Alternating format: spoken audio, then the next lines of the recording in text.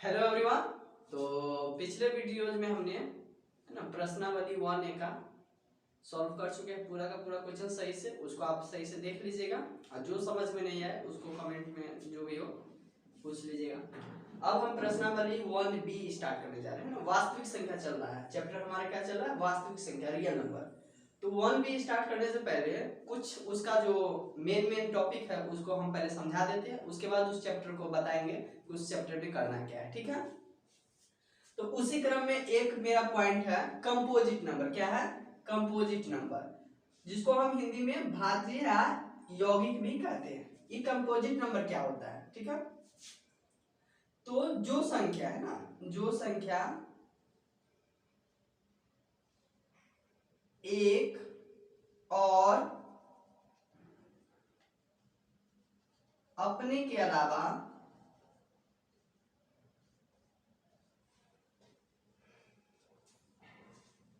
किसी और संख्या से भी विभाजित हो, किसी और संख्या से भी विभाजित हो,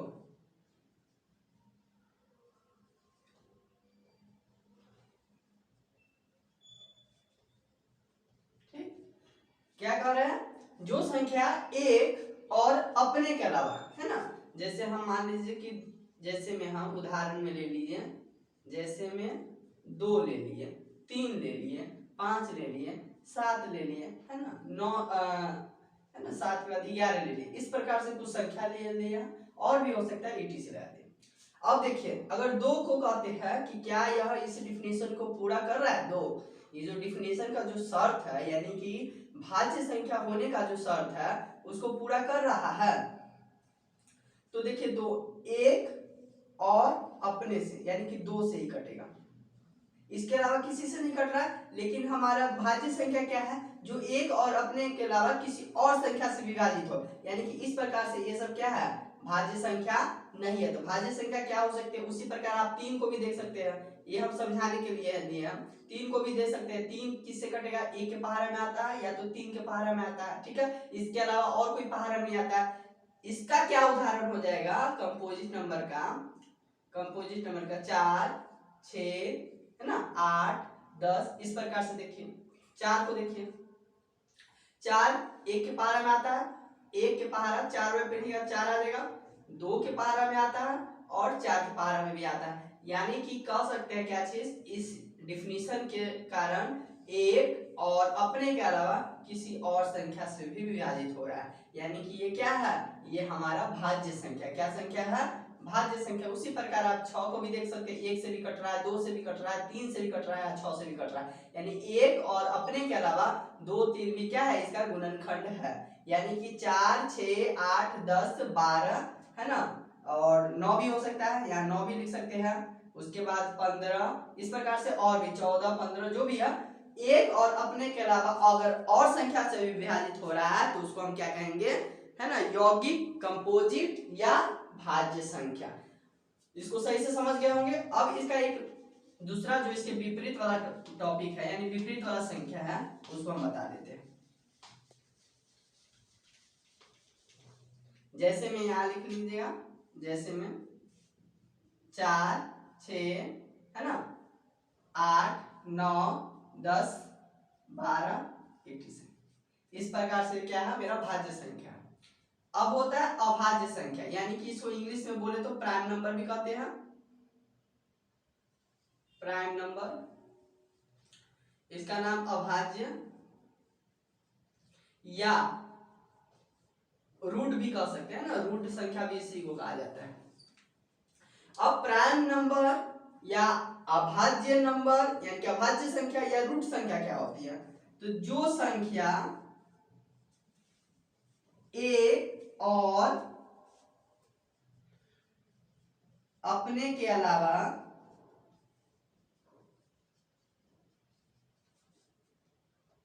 किसी और से विभाजित ना हो, किसी और का कहा, क्या हमने कहा? किसी और से, किसी और संख्या से, ठीक है,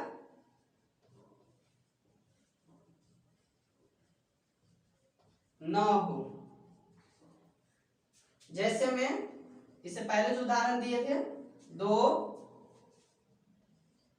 3, 5, 7 है ना, 11, 13 etc। यानी कि देख सकते हैं 1 2 जो है 1 से कटेगा, 1 के पहाड़े में 2 महत्तम है, और अपने मतलब कि 2 के पहाड़े में 1 महत्तम आ जाएगा, लेकिन इसके अलावा किसी और टेबल में भी नहीं आ रहा, यानी कि 1 और अपने के अलावा किसी और से नहीं लग रहा है, तो उसको हम क्या कहेंगे, प्राइम नंबर कहेंगे। इसमें ये 2 चीज सीखना था। एक और जो पॉइंट है उसको भी हम समझा देते, पहले इसको नोट कर लीजिए। अब है को प्राइम नंबर। को प्राइम नंबर क्या होता है, यानी कि अगर हिंदी में बोले तो 100 अभाज्य संख्या है ना।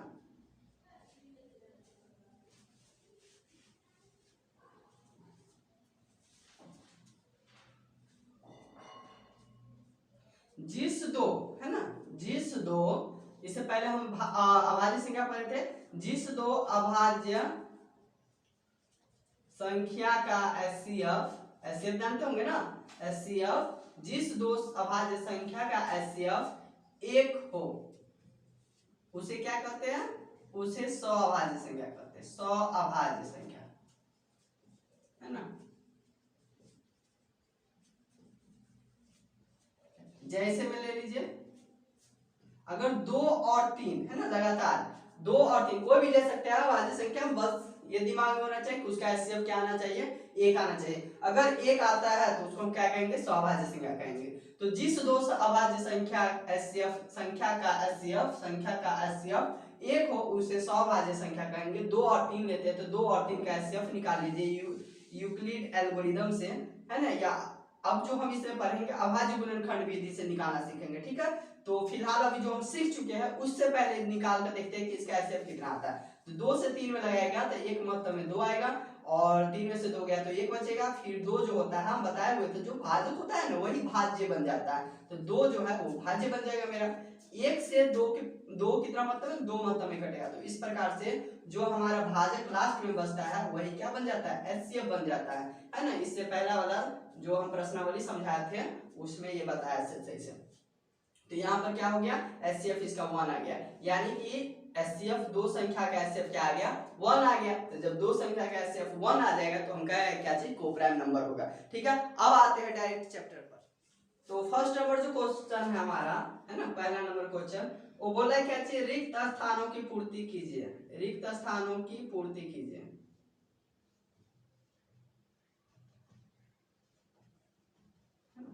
प्रश्न को हम बोर्ड पर नहीं लिखेंगे क्योंकि डिस्प्ले पर आपको दिख रहा होगा, साथ में किताब लेकर बैठिए, किताब में से देख लीजिएगा। पहला जो प्रश्न है हम उसको पढ़ के बता देते हैं। धन पूर्णांक p अभाज्य होगा, अभाज्य अभी बताया, अभाज्य कब होगा, है ना। धन पूर्णांक p अभाज्य होगा यदि p में केवल डैश और डैश से भाग लगे, यानी कि अभाज्य संख्या कब होगा, अभाज्य पहला है ना, पहला अभाज्य संख्या कब होगा, जब वह एक और अपने के अलावा, ठीक है, एक और अपने के अलावा किसी से भाज्य न हो, यानी विभाजित न हो, कटे नहीं, उसको क्या कहते हैं, अभाज्य संख्या कहते हैं। तो पहला नंबर क्वेश्चन हम, है ना, बता दिए धन पूर्णांक p अभाज्य होगा यदि p में केवल एक और p, मतलब p में भाग लगाना है। p अभाज्य पूछ रहा है क्या चीज, कि p अभाज्य संख्या है, तो p अभाज्य संख्या कब होगा, जब वह एक और p सिर्फ इसी दोनों से कटेगा, तब जाकर हम क्या कहेंगे कि p अभाज्य संख्या। तो आप पहला में भर दीजिए एक और p, यानी कि एक और p के, p का मतलब क्या, अपने क्रम। चलिए इस प्रकार से पहला हो गया। दूसरा नंबर क्वेश्चन पढ़ रहे हैं, डैश संख्या को अभाज्यों के गुणनफलों के रूप में लिखा जा सकता है ना। डैश संख्या को अभाज्यों के गुणनफलों के रूप में लिखा जा सकता है। अब बताइए किसको हम अभाज्यों के गुणनफलों में लिख सकते हैं, यौगिक को, अभी बताया ना, यौगिक यानी कि भाज्य संख्या। अब इसको कैसे लिखा जा सकता है, मान लीजिए 16 लेते हैं, ठीक है, 16 है, कौन संख्या है, तो भाज्य संख्या। क्यों भाज्य संख्या, क्योंकि यह एक और अपने के अलावा 2 के भी पहाड़ा में आता है, 4 के भी पहाड़ा में आता है, 8 के भी पहाड़ा में आता है। इस प्रकार से एक और अपने के अलावा ये किसी और के भी पहाड़े में आता है। तो जब हम इसको कहेंगे कि किसी और के भी पहाड़े में आता है तो ये मेरा कौन सा संख्या हो गया, यौगिक हो गया। तो ठीक इसी प्रकार हम क्या है, इसमें यौगिक भर सकते हैं, यौगिक को अभाज्य गुणनखंड में हम तोड़ सकते हैं। अब बताइए जैसे एक दो को तोड़, दो टूटेगा नहीं क्योंकि दो क्या है, अभाज्य संख्या है। 4 को तोड़कर आप लिख सकते हैं 2 गुने 2, बिल्कुल लिख सकते हैं। 8 को तोड़कर लिख सकते हैं 2 गुने 2 गुने 2, इस प्रकार से। 16 को 2 गुने 2 गुने 2, है ना, 4 में 2 दूनी 4, 4 दूनी 8, 8 दूनी 16। ठीक, अगर इस प्रकार से 16 को अगर हमको तोड़ना रहा कि बोलेगा कि कोई कि इसको है ना अभाज्य में तोड़िए। अभाज्य का मतलब कि 16 को तोड़ के है ना उस जो टूटा हुआ गुणनफल होगा उसमें सिर्फ क्या होगा, अभाज्य संख्या होना चाहिए, यानी कि 2 गुने 2 गुने 2 गुने 2। अब बताइए इसको तोड़ दिए, इसको गुना कीजिएगा तो फिर भी तो 16 आएगा ना। 2 2 दूनी 4, 4 दूनी 8, 8 दूनी 16, यानी कि अगर इस चारों 2 को गुना कीजिएगा तो 16 ही आ रहा है, यानी कि 16 बराबर 16 है। ये दोनों में कोई अंतर नहीं है। यहाँ पर क्या है, भाज्य संख्या है, जबकि इधर क्या है, टोटल अभाज्य संख्या है। इस प्रकार से पूछ रहा है कि कौन संख्या होगा, तो आप डायरेक्ट लिख दीजिए यौगिक, यानी कि भाज्य होगा। तीसरा नंबर क्वेश्चन में आते हैं। अब तीसरा नंबर ध्यान से सुनिए और उसको समझिए, किताब को सामने रख ले रही है। दो पूर्णांक a और b सौ अभाज्य होगा यदि मौसफ उसका क्या होगा। अब बताइए, अभी थोड़ा ही देर पहले हम आपको है ना को प्राइम नंबर बताए थे, को प्राइम नंबर यानी सौ अभाज्य संख्या। तो बोल रहा है दो पूर्णांक a और b सौ अभाज्य कब होगा, सौ अभाज्य कब होगा, को प्राइम नंबर कब होगा, जब इसका एचसीएफ क्या होगा, एचसीएफ जब इसका 1 होगा। तो यहाँ डैश के जगह पर मौसफ ए बी का क्या होगा, 1 होगा, तो डैश के जगह पर आप 1 भर दीजिए। ए और बी सौभाज्य संख्या होगा जब उसका क्या होगा, सिंपल एचसीएफ 1 होगा। चौथा नंबर क्वेश्चन पर आते हैं, फिल इन द ब्लैंक्स बना रहे हैं। मौसफ 48 और 30 है ना, 48 30 बराबर होगा 30 48 है ना। डायरेक्ट मौसफ जो निकालिएगा, मौसफ 48 और 30 का निकालेगा तो मौसफ कितना का निकलेगा, 30 और डैश दे दिया तो 48 भर दीजिए, है ना। 48 को 30 या 30 से 48 निकालिए, बात बराबर होगा। उसके बाद बोला मौसफ ए बी गुने है ना लस ऑफ ए बी क्या होगा, यानी कि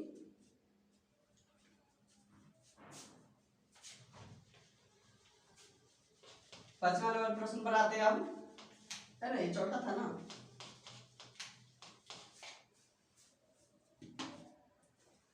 अब कितना प्रश्न बच गया हुआ है ना, ये लास्ट है, पांचवा नंबर है। बोल रहा है क्या चीज, मॉस ऑफ ए बी, ठीक है, गुने लॉस ऑफ ए बी क्या होगा, मॉस ऑफ ए बी और गुने लॉस ऑफ ए बी क्या होगा। तो इससे पहले एक फॉर्मूला बताए थे, पहले ही चैप्टर में बताए होंगे, है ना। एचसीएफ गुने एलसीएम क्या होता है, पहली संख्या गुने दूसरी संख्या। तो संख्या कौन कौन है, ए और बी है ना, राइट, ए गुने बी, पहली संख्या गुने दूसरी संख्या कर दीजिए। पहली संख्या ए दिया हुआ है, दूसरी संख्या बी दिया हुआ है, यानी कि डैश के जगह पर ए गुने बी भर सकते हैं, ठीक है। इस प्रकार से 1 कंप्लीट हो गया। अब सेकंड नंबर क्वेश्चन पर आते हैं।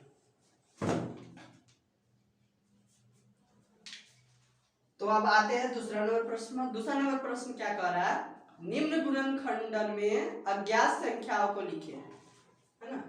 ये जो गुणनखंड है इस प्रकार से जो हमारा गुणनखंड बन रहा है, इसमें जो ए बी सी है ना, ये सब वैल्यू को नहीं पता है, इसके जगह पर डायरेक्ट ए बी सी डाल दिया।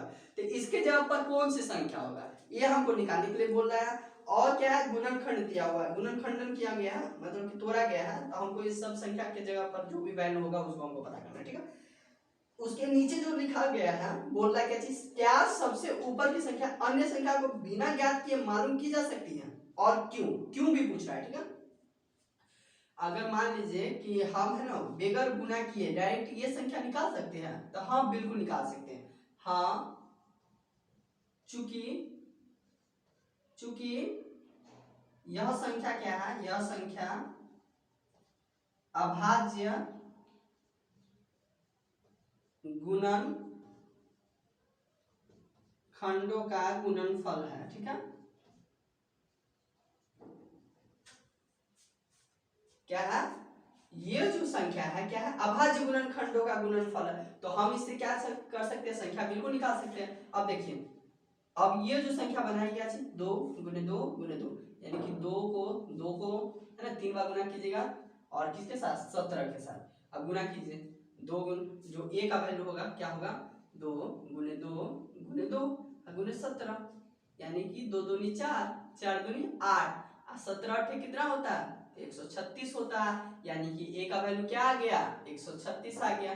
ठीक इसी प्रकार बी का वैल्यू निकाल लीजिए। फिर चलिए ए का वैल्यू अब मिटा देते हैं, मिटा भी सकते हैं भी, ए का रहने दीजिए। अब बी से देखेंगे बी किसका किसका गुणनखंड है, तो बी को 2 गुने 2 गुने 17, यानी कि 2 गुने 2 गुने 17, यानी कि 2 दूनी 4 और 17 चौक कितना होता है 68 होता है। ठीक है, अब सी का वैल्यू निकाल लीजिए। सी का गुणनखंड क्या है, सी का मात्र 2 गुणनखंड है, सी का मात्र कितना है 2 गुणनखंड है, कौन कौन 2 गुने 17, 2 गुने 17 क्या हो जाएगा 34, 17 दूनी 34। इस प्रकार से ए का वैल्यू 136, बी का वैल्यू 68 और सी का वैल्यू 34 है ना। और चूंकि कारण क्या है, चूंकि यह संख्या अभाज्य गुणनखंडों का गुणनफल है और इससे पहले हम गुना करके बता दिए हैं कि आप किस प्रकार से निकाल सकते हैं। तो बहुत सिंपल है। चलिए अब तीसरा नंबर क्वेश्चन पर आते हैं।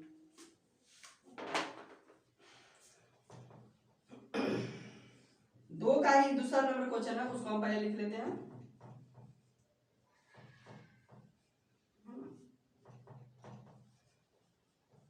इस प्रकार से 5 बॉक्स बना गया है, ये फर्स्ट सेकंड और थर्ड, ये तीनों मिलकर एक संख्या बनाता है जिसका जिसका है ना 8 है, जो मतलब ये तीनों आपस में गुना को 8 नंबर बनाता है ये संख्या। ये दोनों आपस में गुना होकर क्या बनाता है, ये दोनों गुना होकर क्या बनाता है पता नहीं, और ये दोनों गुना होकर क्या बना रहा है 72, यानी कि 72 बना रहा है। अब बताइए, अब आपको जो फिल इन द ब्लैंक्स है उसको भरना है। ठीक है, तो 8 के पहाड़ा में कितना से गुना करेंगे, 8 से कितना में गुना करेंगे कि 72 आ जाएगा। तो 8 का अगर पहाड़ा आपको याद होगा तो 8 नमा क्या होता है 72 होता है, यानी कि हम इसमें 9 भर सकते हैं, 8 नमा 72 हो गया। ठीक है, उसी प्रकार 8 को देखिए कि 8 को हम कितने रूपों में, अब 3 बॉक्स से बना हुआ है ना, तो 8 को अभाज्य गुणनखंड करके देखिए, तो ऐसा कौन संख्या जिसको उस संख्या को लेकर 3 बार हम उसको गुना करेंगे तो 8 आ जाएगा। तो 8 को सिंपल दो तोड़कर देखिए, 4 मतलब में फिर 2 मतलब में है ना, यानी 2 गुने 2 गुने 2, यानी कि 2 को 3 बार गुना करेंगे तो कितना आ जाएगा 8 आ जाएगा।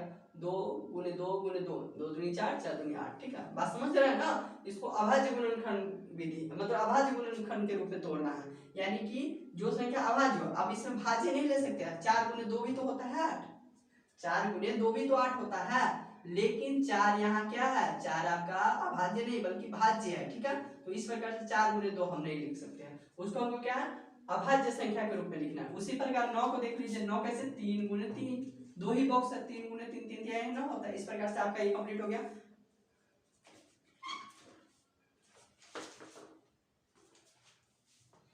तो अब तीसरा नंबर क्वेश्चन क्या है, निम्नलिखित का अभाज्य गुणनखंड करिए। चलिए इस चैप्टर का जो मेन है ना, जो चीज हमको पढ़ना है वो चीज आ चुका है, क्या है अभाज्य गुणनखंड से के द्वारा क्या करना है, इसका अभाज्य गुणनखंड करना है। तो अभी हम क्या करते हैं, हम इसको है ना इस प्रकार से बगल में इसको पूरा लिख लेते हैं कैसे कैसे करना है, ताकि बार बार किताब लेना ना पड़े। दूसरा नंबर क्वेश्चन है मेरा 156, तीसरा नंबर क्वेश्चन है 140, चौथा है 5005 और लास्ट वाला है 32,760, 32,760 इस प्रकार से। ठीक है, यानी कि ये हमारा क्वेश्चन दिया हुआ।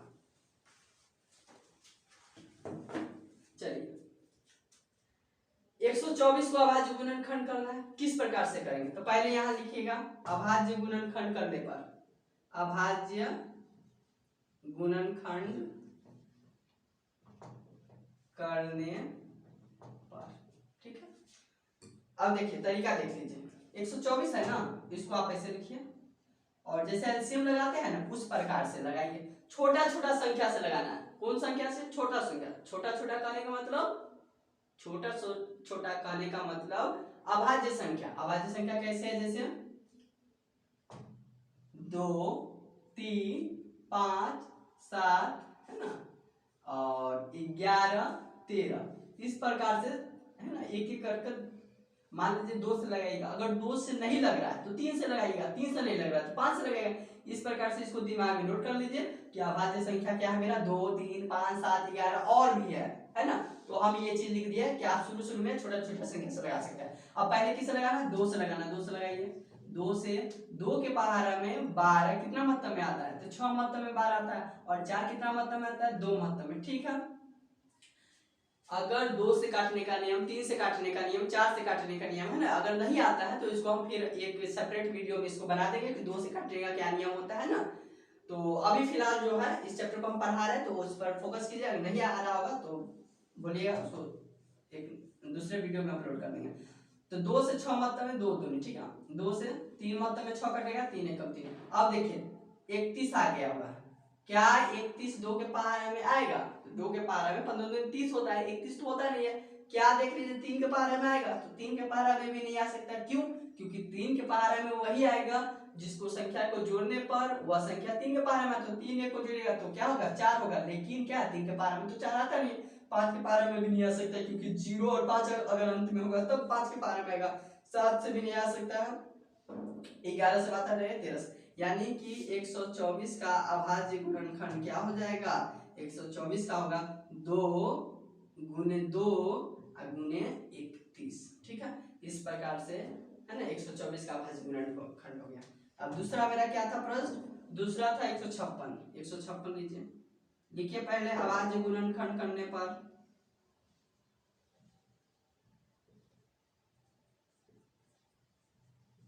156 लीजिए, इधर ऑफ में 156 को फिर उसी तरीका से लगाए, पहले 2 से लगाएंगे, 2 सत्ते 14, 2 अट्ठे 16, 2 तिहाई 6 है ना, 2 नंबर 18।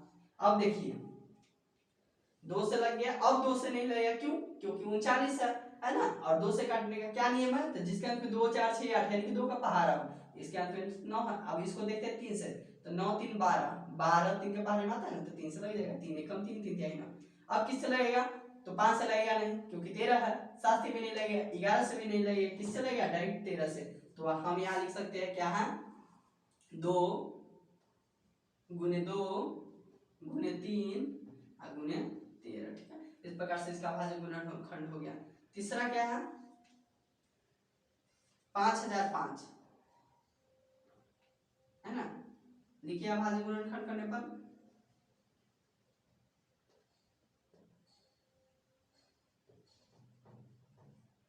फिर उसी प्रकार इसको पहले रॉफ में लिख लीजिए, इसको बगल में भी लिख सकते हैं, कोई जरूरत नहीं है रॉफ में लिखने का, है ना। इस साइड 5005 लिख लीजिए और देखने का। अब देखिए 2 से नहीं लगेगा, है ना, क्यों नहीं लगेगा? सब समझ रहा है। 5 से हम डायरेक्ट लगाते हैं, क्योंकि अंत में 5 है, बोले कि जिसका अंत में 5 या 0 रहेगा वो 5 लगेगा, 5 1 5 0 0 1। अब बताइए अब किससे लगेगा?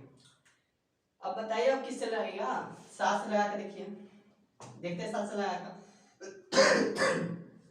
7 एकम 7, ठीक है, 3 0 7 चौका 28 है ना, 29 30 7 21, ठीक है। फिर से एक बार देख लेते हैं, 7 एकम 7, 3 बचा इसमें, 3 0 30 हो गया, 7 चौका 28 है ना, 2 बचा, 2 1 कितना 21 होता है, 7 1। इस प्रकार से 7 से लग गया। अब फिर किससे लगेगा? अब देखिए 11 से लगा के देते हैं, 11 एकम 11, 11 तिहाई 33 है ना, इस प्रकार से। यानी कि 5005 को अभाज्य गुणनखंड करने पर क्या है? 5 गुने 7 गुने 11 गुने 13 है ना। तो इस प्रकार से ये तीसरा भी सॉल्व हो चुका है। अब क्या, सॉरी तीसरा नहीं था ये है ना आपको चौथा नंबर है, और ये तो पहला था, ये दूसरा भी है। तीसरा नंबर क्वेश्चन बच गया, तीसरा नंबर क्वेश्चन सॉल्व कर देते हैं ना इसको। ये चौथा नंबर है, तीसरा नंबर क्वेश्चन 140 है, उसको सॉल्व कर देते हैं।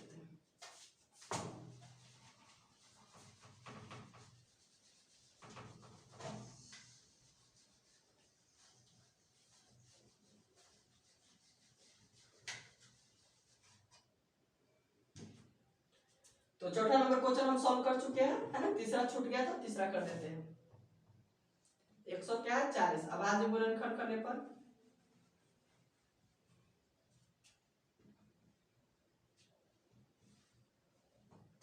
140 का कीजिए, ठीक उसी प्रकार बगल में उतार दीजिए, 2 से लगाइए, 2 सत्ते 14 0, 2 से फिर 35 मतलब में, 7 5 35 और फिर 5 से 1 मतलब में, है ना। इस प्रकार से 2 गुने 2 गुने 7 गुने 5, ये भी गुणनखंड हो गया। अब लास्ट जो बच गया 5वां नंबर, चौथा नंबर सॉल्व कर चुके हैं, 32,760 लिखिए अभाज्य गुणनखंड करने पर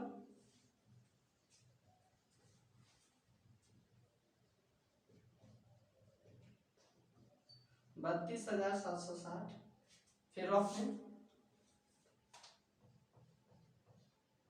पहले किससे लगाएंगे? 2 से लगाते हैं, 16 दूनी 32, 2 तिहाई 6 2 8 0 है ना, 2 से फिर 2 8 16 है ना, 2 एकम 2, 2 9 18 0, फिर 2 से लगाइए, 2 चौका 8 है ना, और 0, 2 9 18, 2 पंचे 10, फिर 5 लगाए, 5 8 40, 5 का 5 है ना, 5 9 45 है ना। अभी भी नहीं आया, अभी 800 कितना है, 800।